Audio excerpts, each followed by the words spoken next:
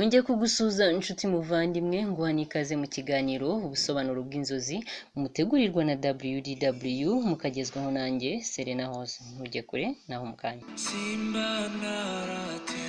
Aha, reka ntangirire rero ku nzozi ku bantu barose bambaye ubusa. Iyo urose wambaye ubusa, kuba wambaye ubusa bisobanura ko ushobora kuba wumva utarinzwe mu mibereho yawe, nanone kandi bishobora kuba ikimenyetso cyo kwisanzura ku bantu bose ndetse no kwigirira icyizere.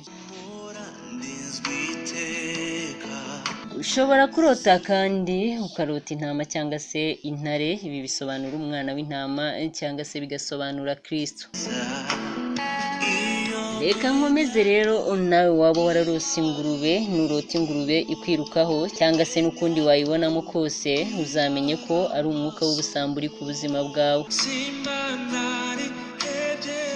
Reka nkomeze rero nawe waba wararose ifarasi, nurota wicaye ku ifarasi rero uzamenye ko marayika yaje ku buzima bwawe.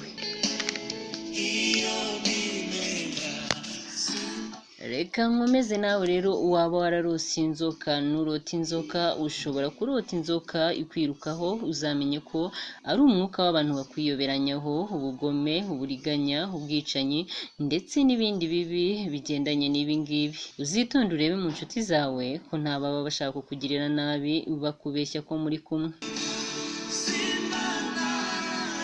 Ushobora kurota perezida cyangwa se ukarota umwami, nurota ibi rero ushobora kurota perezida yagusuye ubona muganira, bisobanura ko Imana iba yakugendereye. Reka rero ngaruke ngushimira wowe twabanye muri iki kiganiro, nkubwira nti nakagaruka. Ciao ciao.